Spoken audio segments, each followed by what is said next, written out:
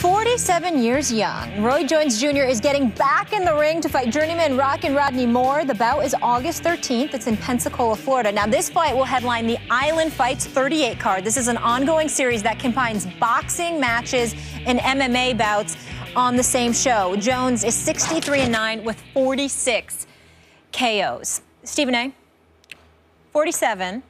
Should Roy fight? No, he should not. Max covers the sport of boxing. He works with Roy Jones. I've known Roy Jones for years because obviously he was pretty close with Allen Iverson. And, you know, Roy and I have gotten to know each other. And, you know, I consider him a friend. I think he's a beautiful person. I got a lot of love for him. And I say everything that I'm about to say. It's nothing new. It's something I've told Roy Jones to his face. It's something I said to him on the phone. It's something I said to friends and confidants of his.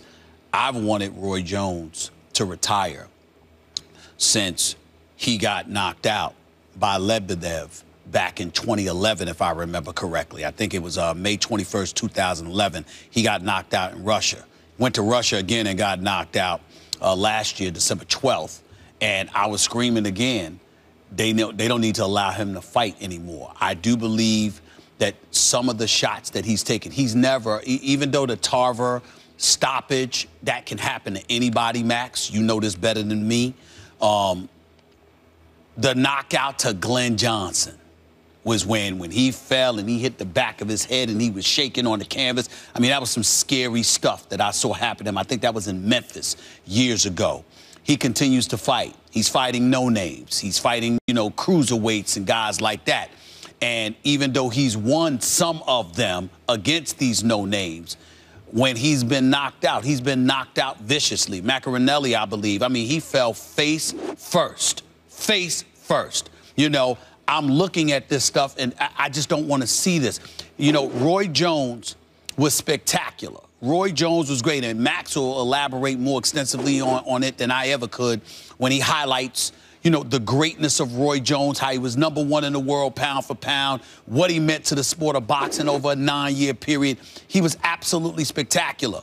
But I think you'll agree with me, Max, when I say this. His fundamentals were never great. His star status, who he was. And if I'm not going to front here, because as much as I know my boxing, watching you and watching who I consider to be the greatest voice in the history of boxing outside of Howard Cosell, which is Jim Lampley. I mean, I listen to you guys. It's not just what I see. It's not just what I know. It's not just what I watch. Okay, it's also listening to you call these fights. I am telling you, I am scared for Roy Jones Jr. I'm not playing. I think Roy Jones is a good man.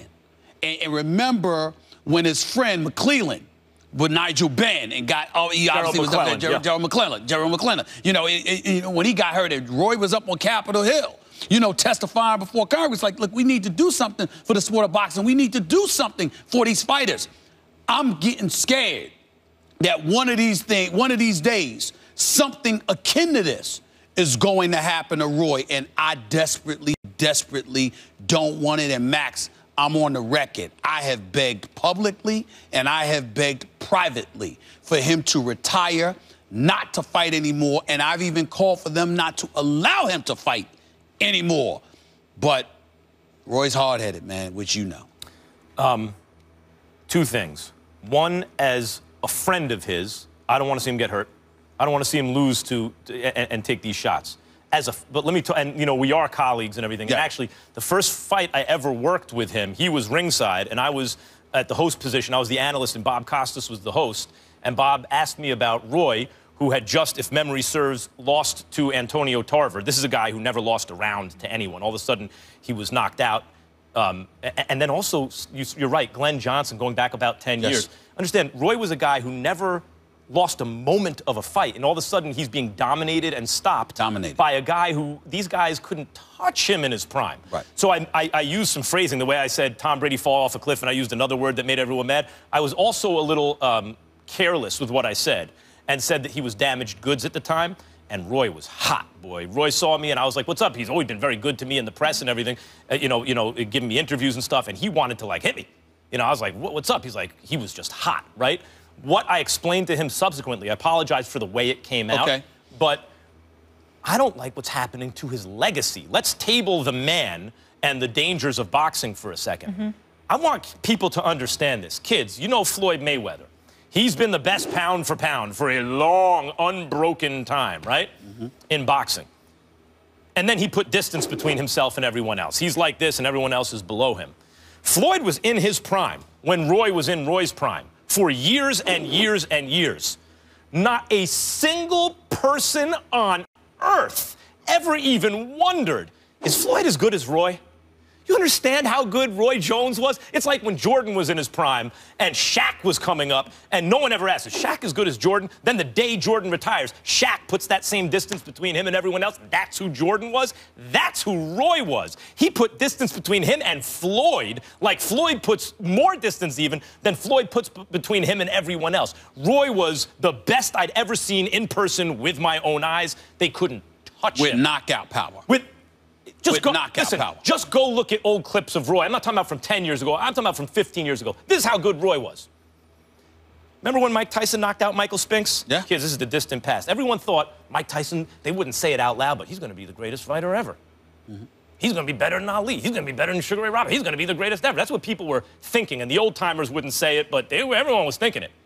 If I told you on that night that there is an amateur junior middleweight who is never going to come close to really losing a fight, should won a gold medal, got ripped off, win titles at middleweight, super middleweight, jump up to light heavyweight, jump up to heavyweight, against John Ruiz, beat a top 5 heavyweight and one day open 2-1 to beat Mike Tyson, you would say that's not possible. You're describing the best fighter ever. That's how we perceived Roy Jones the night he beat John Ruiz. This guy may challenge Sugar Ray Robinson for the #1 pound-for-pound spot of all time. The fact that kids nowadays see Roy Jones even competing, let alone losing, to these fighters, I hope people understand, none of these guys could last a round or two with Roy in his prime. So there's the man that I'm worried for, my friend, who I understand, I respect him. By the way, if you have Roy Jones as a friend, you have a friend. He is loyal. Roy would give you the shirt off his back. He never looks for publicity for it. I've had people come up to me and say things like, he paid for their kids' school and stuff. You know, like, he's an amazing guy. I forgot the guy's name, but you'll remember this. Some guy, this is not an exaggeration, Molly. Some guy fought him. And you know how they say, Roy Jones, from Pensacola, Florida. This guy was from Rahway State Prison. That's what they announced him as, okay? He comes out, muscles everywhere. He races across the ring to swing on Roy. And by the end of the first round, he had got dropped at least once, I think twice. You understand? And Roy could have hurt him more, but Roy was like trying to be nice to him. And then in the second round, after dropping him again, then he has the guy hurt, and Roy steps away and looks at the ref. Come on, man. Stop this. And the ref like, keep going. Roy like, whop. This is what... He's special. So there's the man, nice. There's the man and my friend who I'm concerned for. Roy, we love you. I love you, brother. You know that. But then there's also the boxing fan in me who wants people to understand what this man was at his best. I do not want people thinking about this fighter. I want people remembering the guy he was in his prime, because you will never see something like that again. We got to go. Roy Jones Jr. was every bit as marvelous as Max just described. People barely remember that now. We don't even see his fights. Even when he got knocked out, I saw it on YouTube. I didn't even know he had a fight. That's how much he's fallen, and I'm just so scared for him, Molly, because like Max said, you can't find a nicer guy. You can't find a nice guy. It's not just nice, it goes deep. He's a good man. Loyal to his friends. He's a good man. Cares about people. He's a good man. And by the way, a brilliant commentator. Like, I can't tell you how much I've learned about boxing sitting next to Roy Jones on the undercard to fight, calling fights. So really the combination of legacy and safety, of course, is why you guys don't want to see him back in the ring. When we come back to the NFL, the Eagles, why can't they seem to keep Chip Kelly's name out of their mouths even though he's moved on? Is it time for the Philly players to just be quiet? We'll explain, we'll react when we come back. After losing losing Kevin Durant in free agency to Golden State, the Thunder have turned their attention to locking up Westbrook long-term and will present him with an extension offer. OKC now has the cap flexibility to do so following reports that Dion Waiters has signed with the Miami Heat. Westbrook is set to become an unrestricted free agent next summer. In the long term, he will make more money on a renegotiated extension this season than if he waits to sign a max-level contract next summer, even with the rising salary cap. So, Max, how should Westbrook feel about the situation going on in Oklahoma City? I want to do a Stephen A. pause here for dramatic effect. Wait a minute. This is a tough one, Stephen A. Because Russell Westbrook, when Kevin Durant wasn't playing the year before last, became the real Russell Westbrook. We saw really what he could do. When Durant wasn't there taking away touches, and Westbrook knew he had unbridled control of the team, he was playing on a per-possession basis, I thought, at least as high as Steph Curry or anyone else in the league, LeBron James, anyone that year, and was a legitimate MVP candidate. You could really see what he could do. The handcuffs were off. And in fact, when Durant came back, you saw he maintained that level, which is why those two guys, even with Ibaka not playing at his best, and even with a team that wasn't quite ready, almost went to the finals, and then who knows. Westbrook is also my favorite player. He is my favorite player. I'm not saying he's the best player. I'm saying he's my favorite to watch because he is unbridled aggression. You're dancing. The fire. Answer the question, Max. Stick and move. Go ahead. You're dancing. He's unbridled aggression, and that makes me love him because how often in your life do you get to see that at that high level? However, without Durant, he didn't make the playoffs, even though the rest of the team wasn't that bad. Didn't make the playoffs. Pelicans edged them out, and they were a worse team. They should have made the playoffs. They didn't. And in fact, this season, again, in crunch time, he and Durant, it maybe wasn't quite working. And Russell Westbrook has to ask himself now, why is this dude leaving me? So the question as to whether or not he should stay in OKC is what's most important to him. Does he want to win a championship, which I still think they can do in OKC because Presti is an amazing GM, and because they still have talent, and because now they have cap room to give him the money, and the cap's going up again next year, etc. Or is what's most important, and then now it's his team, or is what's most important to him to play in a big market and have it his team? Yep. How much is enough to satisfy his ego? What's the priority? I'm hoping that for Russell Westbrook's sake, that he just wants to win, and from a pure basketball point of view, stays in OKC. However, I suspect that's not going to be the case. I don't think that's enough for him. That aggression he shows on the court is a kind of reflection of his ego, and I love it, but I wonder if in certain ways it limits him. The direct answer to this question is that Russell Westbrook should do what the hell he wants to do, whether that means staying in OKC or going elsewhere. He is one of the top 5 talents in the game. I think he is big time. I think he is an assassin personified, the most ruthless competitor in the NBA today. Having said that, I don't think there's any way in hell he should sign the max right now. I think that Sam Presti, respected as an executive in this league as well as he should be because he continuously has fielded a contender. The fact of the matter is Sam Presti's resume is good, but it's not great. You lost Kevin Durant, okay? You let go of James Harden. You held your feet to the fire for about $4 million, all right? You know, Reggie Jackson is gone. Then Serge Ibaka obviously is gone. There have been others in the mix in between. There's a lot of talent that has come and gone through OKC. And I'm looking at Sam Presti, and I respect this man. And I've continuously called the Oklahoma City Thunder a stellar organization. They deserve our respect. Please don't get me wrong. But it doesn't refrain me from asking the question, what exactly are you doing to ingratiate yourself with these players? Because if you're Sam Presti, you know, when you let go of Scott Brooks and you hired Billy Donovan, did you talk to Kevin Durant before you did something like that? I'm just wondering. I mean, because when you have a small market team, you have to ingratiate yourself with players in a fashion that makes sure that they're receptive to you. And you have to cultivate a relationship to some degree. I am not saying that Sam Presti didn't do those things. I am saying it's not something that comes across as very obvious. The players never, ever speak against him. I've never heard players speak against him. I also haven't heard them speak up for him. they respect him. They respect the job that he's done. They respect they respect the fact that he is the face of the organization from an executive position. But is he that guy that goes about the business of successfully ingratiating himself with players where he's building enough of a connection where they're not walking out the door on you? There's the player point of view, but there's also who are you GMing for? Well, if you're GMing for, like, the CBA, which is supposed to be about competitive balance, right? In fact, it's just about funneling money from the players to the owners, diverting those funds to the owners. And so if it was really about competitive balance, a team like OKC from a small market or helping small market teams wouldn't feel the bite of the possible luxury tax and would therefore spend more freely. Sam Presti has been functioning under the premise that he can't just sign Harden to a max deal and Ibaka to a lot of money and pay a repeater's tax by putting good pieces around them. Yep. He's constrained by the fact that ownership is essentially cheap in OKC. But you're talking about the constraints. I'm talking about having knowledge of it and working around it in a manner that expands beyond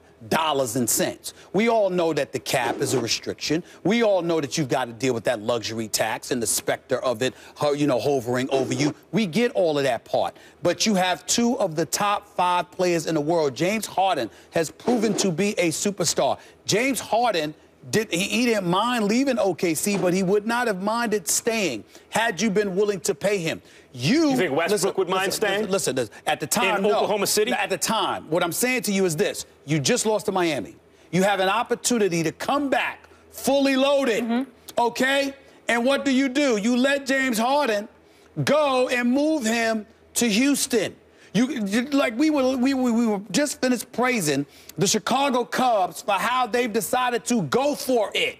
Well, Oklahoma City didn't, because they said, well, we still got the crew here. We still got enough of a crew. We're going to maintain competitiveness while at the same time doing other things. And where did that get you? Obviously, Kevin Durant was hurt. That's ownership. They won't spend. Well, you know what?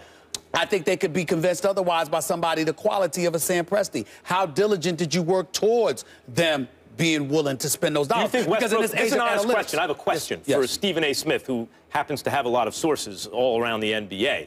Is there any world in which Russell Westbrook would sign a contract extension at this moment to stay in OKC when this is like his real shot to get out? I would say to you, all that we've been told in NBA circles is that he would love to get himself in a huge market, preferably L.A., but at the same time, this is Russell Westbrook, who's a relatively eccentric dude, and I don't think it'd be wise for me or anybody else to even think we could predict specifically what he's going to do, other than saying L.A., because he's one of those people that loves L.A. more than y'all. Yep. It's a lot.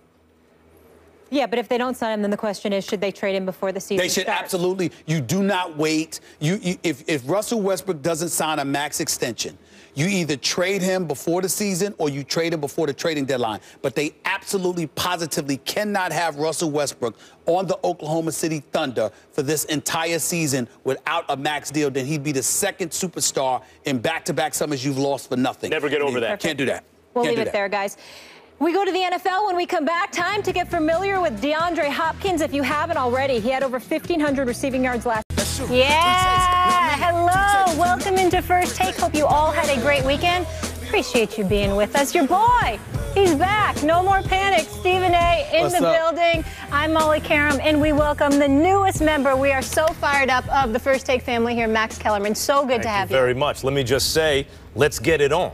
Yes. Bill's Lane. All right, let's get into it. Coming up on the show, make sure you stay tuned for the guys talking Derrick Rose's super team in New York. You will not want to miss that. Like Max said, a lot to discuss. Let's get into it. We tip things off, of course, with Kevin Durant. KD has been a very busy man since Stephen A's last show. So here's what went down. He decided to leave the Thunder for the Warriors.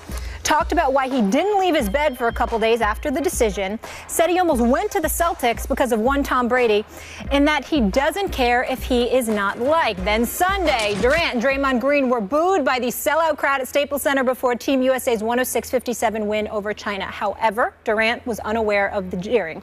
Stephen A., your thoughts on KD? I've been waiting a while to hear this, going to the Warriors. First of all, let me say this. I'll preface my comments. Welcome to the show, my man. Happy to have you. You know that. Look, I've waited a long, long time to get into this about Kevin Durant. because there have been so many misnomers that have been thrown out there. Let me be the first to say, before I say anything else, Kevin Durant is a great basketball player. He's one of the top 3 players in the world, and he's a great person. Okay? This is not to excoriate him the way a lot of people took it to another level over the last several weeks, and I think that was totally wrong. I have no problem with Kevin Durant leaving Oklahoma City. I have no problem if he had gone to San Antonio, Miami, New York, or someplace like that. All of these folks, including my friends Charles Barkley and Reggie Miller, getting on him because they believe that you should have stayed with the team, the championship contender that you were on, where you spent 9 years. That's where you should have stayed. I'm going to flow with my boy Chris Rock when he got on the phone and told me, look, you can order sushi in San Francisco at 4 in the morning. You damn sure can't do that in Oklahoma City. We get all that. Here's my problem with Kevin Durant's decision, just to refresh everybody's memory. My issue is you went to the team who beat you. That's my problem. When I think about competition, competitive fervor, what it's supposed to epitomize, if you had knocked off Golden State, I have no problem with you leaving. If you had beaten them.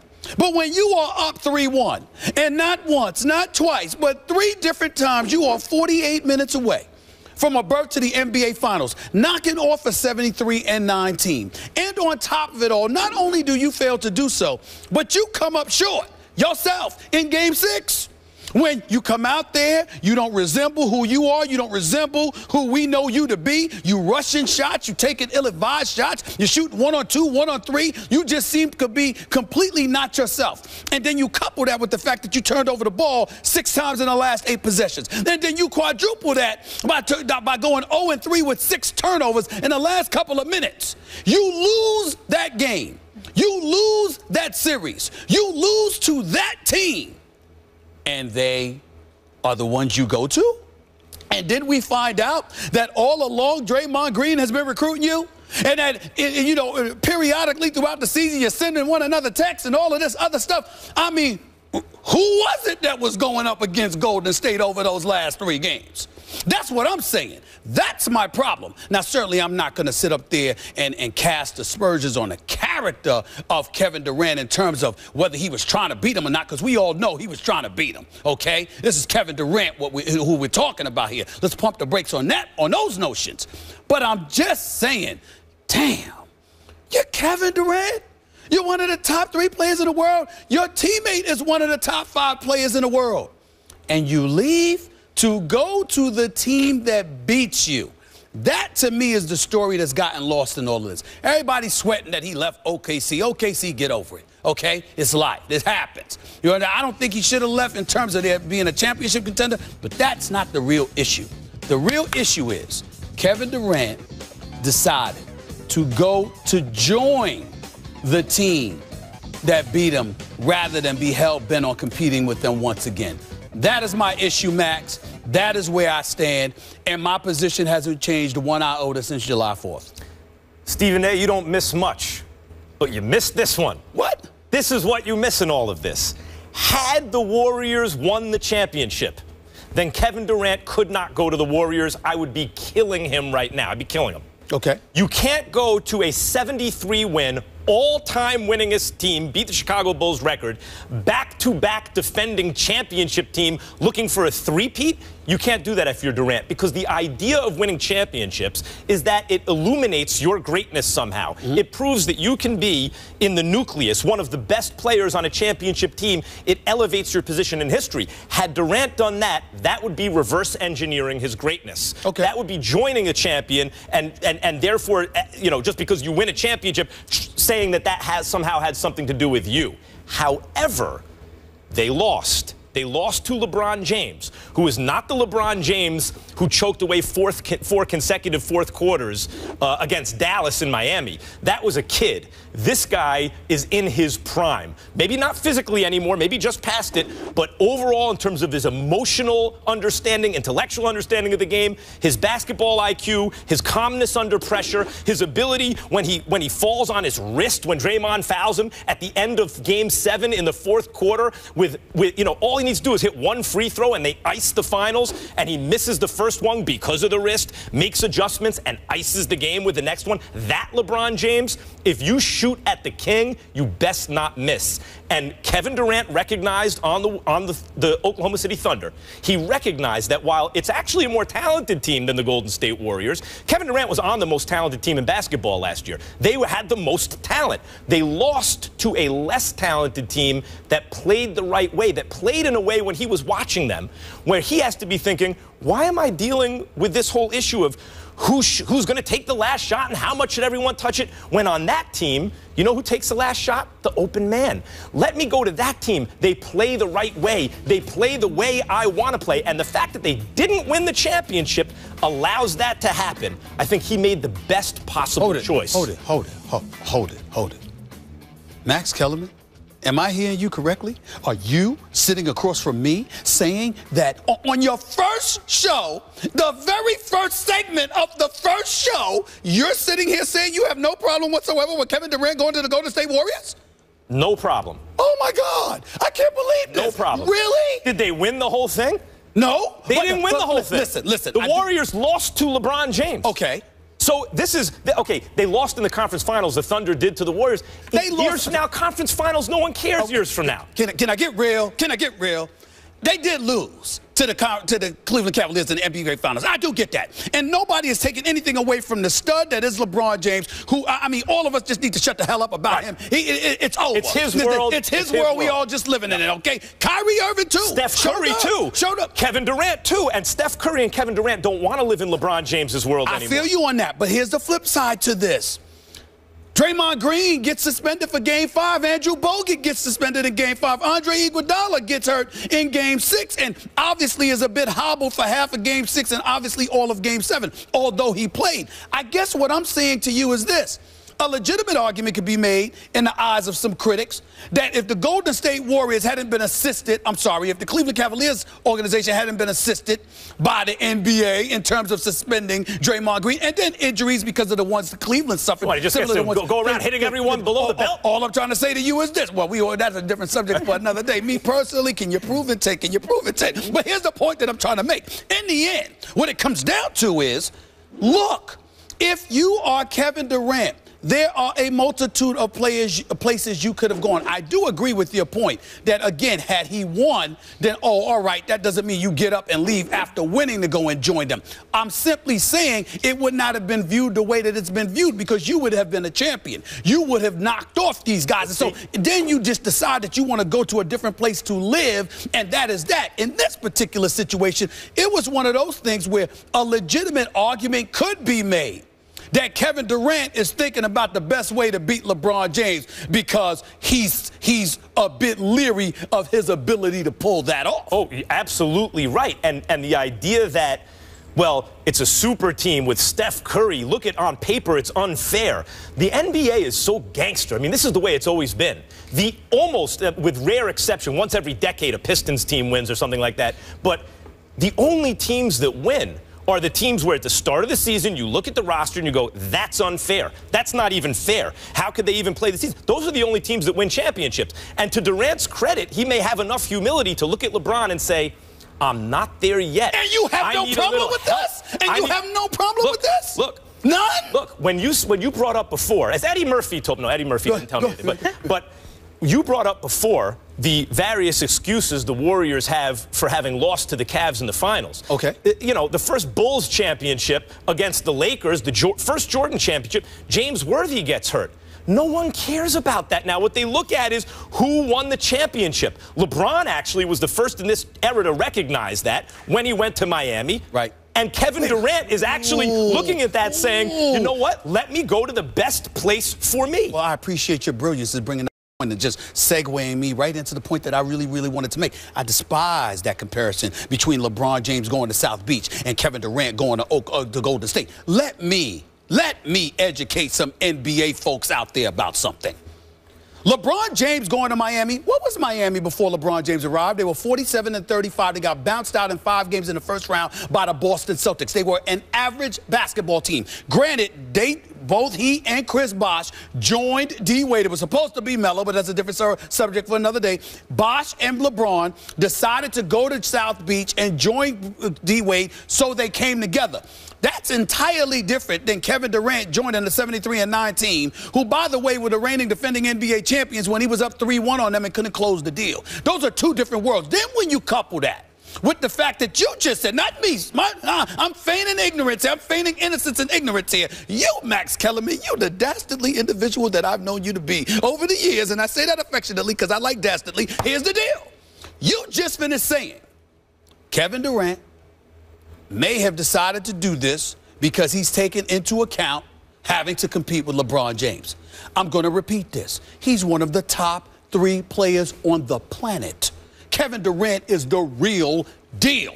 If you are an average player or a second-tier player or a supplementary piece, that would be different. But when you are the man, you are not supposed to be scared of going against the man. You know what this era shows? This era shows that all of our preconceived ideas about what you're supposed to do, how you're supposed to act, they don't apply so much anymore. In the first place, LeBron going to Miami, in a sense, is worse. I'm okay with both moves. But in a sense, it's worse because his thought at the time was, let me out-talent the league. And what he found when he got there is not so easy.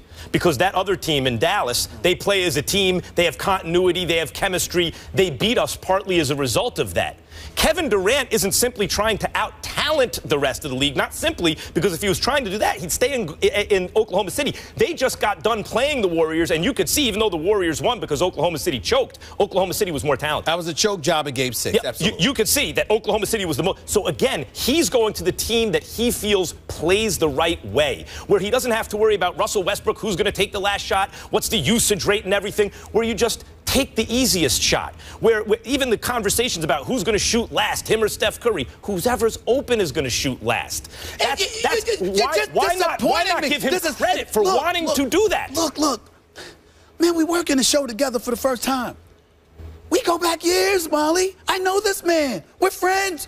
Man, I can't believe what I'm hearing from you right now. It's like the easiest path to resistance. I don't know this, Max Kellerman. I don't know you right now. I don't know you. This is where you're coming at me with? Oh, the easiest path to resistance. Yeah, why not, Julius Erving, why didn't you just go and play for the Celtics? Isaiah, how about you go to play for the Michael Jordan, why didn't you just go and play for the Pistons? But only the easiest because of the style of play, not because of talent. And to your point about you're one of the top 3 players in the world. In the world? No, he's not, because there's LeBron James. That's the only. It's the top 1 player in the world.